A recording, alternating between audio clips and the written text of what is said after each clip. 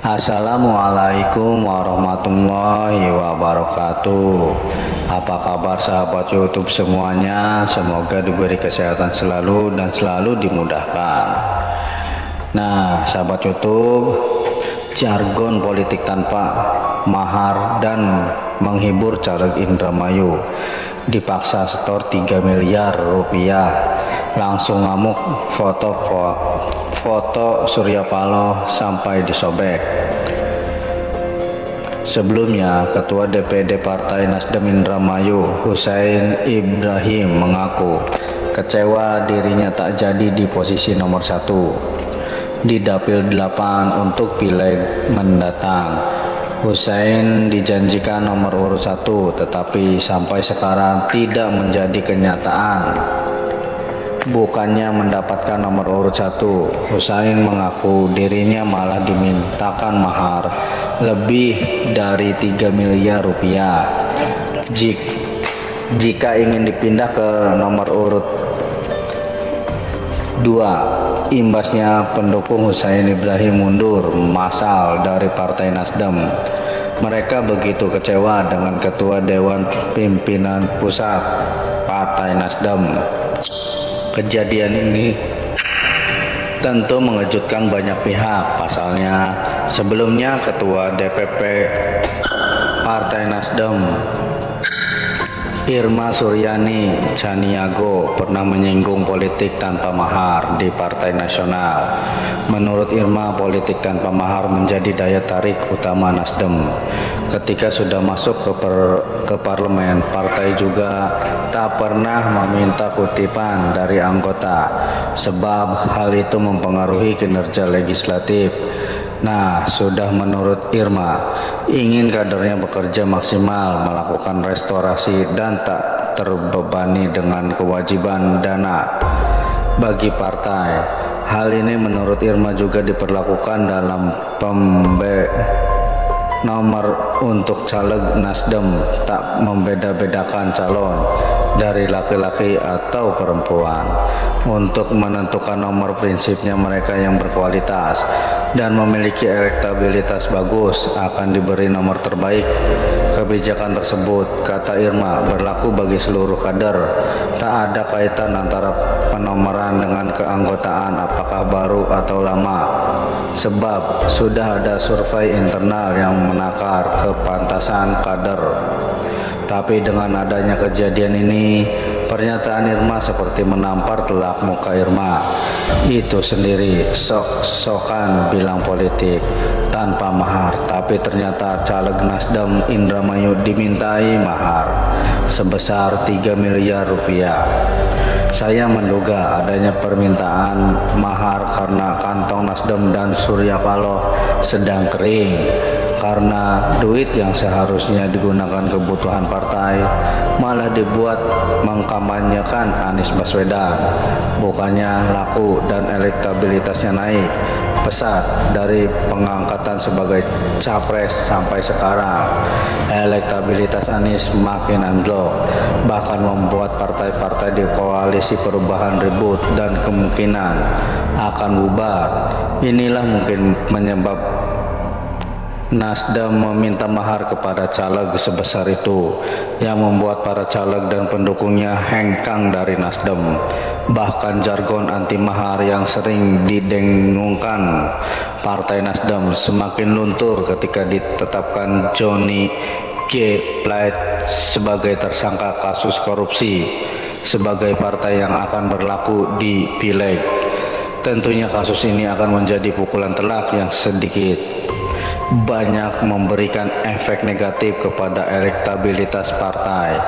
Johnny tersandra kasus dugaan korupsi menara BTS 4G dan infrastruktur pendukung paket 1, 2, 3, 4, dan 5. Badan Aksesibilitas Telekomunikasi dan Informasi Bakti Kominfo 2020 sampai 2022 yang merugikan negara sebesar 8 triliun rupiah.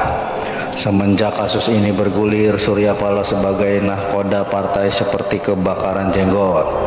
Bahkan pernyataan sikap dari Surya Paloh terlalu mahal, menjadi tanda tanya besar. Apakah ini bagian dari aksi pembelaan ataukah mencari pembenaran atas tersandranya Joni, atau sebuah keputusan seorang Surya Paloh? Sebab kasus ini justru mencuat setelah mendekati masa pemilihan, sehingga tak ada jalan lain selain melakukan pembelaan seakan teraniaya. Jadi misteri film Nastar ini memang sudah kehabisan logistik untuk mendongkrak nama Anies Baswedan, tapi nyatanya jeblok juga jadinya. Maka dari itu Nasdem sudah saatnya membuang sial sebelum menghadapi nasib yang lebih mengerikan. Mungkin harus mandi kembang 7 sumur. Anies Baswedan dan bajarnya itu memang terlalu munafik, mengecam keras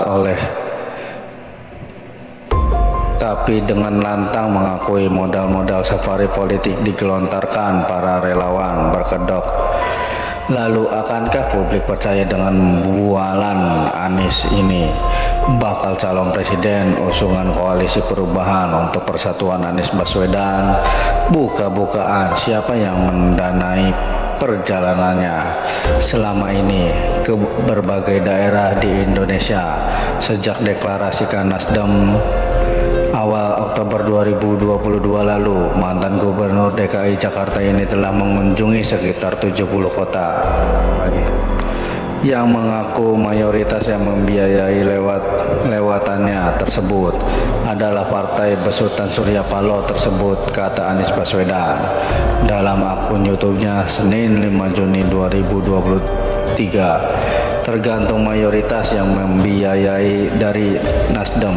Lantas Anies pun mengungkap jika acara-acara yang dilakukan itu adalah acara yang hampir semua sifatnya desentralistik, atau dengan kata lain, menurut Anies Baswedan, pembiayaan politik tidak hanya dilakukan oleh pengurus Nasdem pusat, melainkan pengurus partai Nasdem daerah juga turut serta membiayai lewatan Anies tersebut.